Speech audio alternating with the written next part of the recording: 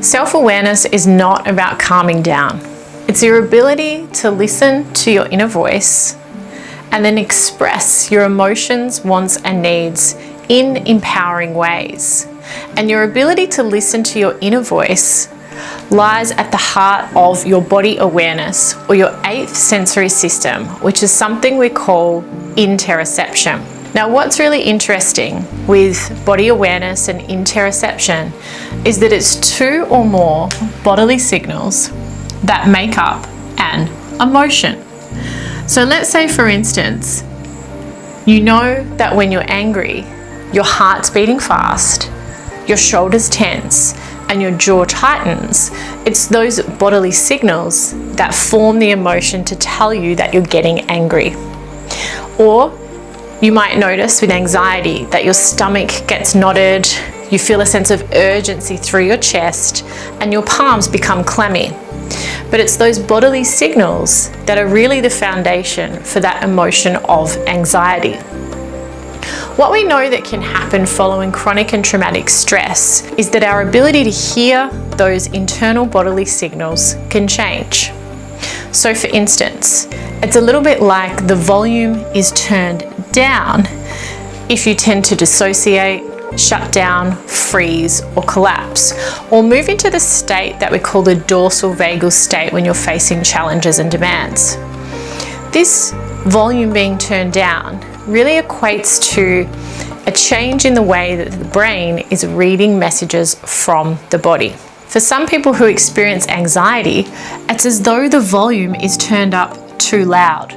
So those sensations of a fluttering heart or a little bit of tension in the body can be amplified. And this sends a signal to the brain's threat detection system called the amygdala that can result in anxiety or panic. So a really helpful framework for this is what we call the 4 E's. This can help us both listen to our inner voice and express it, but it can also help us to set the volume to the right level so that we're not cut off from important signals that inform our lives and lead to emotional regulation, but also so we're not completely overwhelmed by everything that we feel. So the first E is called emerge. And this is where we allow sensations and emotions to come up. So often we cut off, we try to push away, we don't want to feel those emotions or sensations. And without allowing things to emerge in the first place, we can't experience them, which is the second E. And this is why it becomes so challenging for us, because we don't process the emotions. And so the second E of experience is really being able to create a big enough container, or that your body has a big enough space to contain them. So this is our ability to attune to emotions and sensations and allow them to come through, rather than push them down or rather than cut off from them. And then the third E is express. This is one that we see so often with anger, where we might say that anger is a bad emotion and we shouldn't feel it. And so we notice this mobilizing energy in our system, which comes from the fight branch of our nervous system. And that's also where our strength, agency, and mastery come from. Sometimes, rather than trying to calm down and get this out of our body, the best thing we can actually do is let our body express this anger how it would want to. So that would be contracting our muscles, tightening up, feeling that mobilizing energy come through. But we can also express this through journaling and what we communicate to other people after we've had the opportunity to experience the emotion. And the final E is expel. What we notice happens when we move towards regulation again is there's a discharge of this nervous system activation.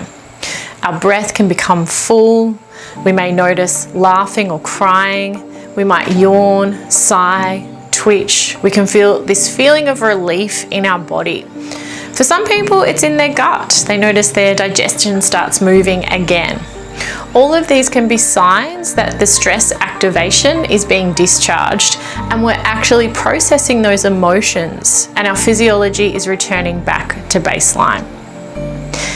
When we learn to work with our bodily signals, to read them, They really empower us to take action, wise action. And this is what helps us move from being a helpless passenger in the backseat to move into the driver's seat of our own nervous system. If this is something you'd like to learn more about, I'll pop the details of my upcoming trainings below.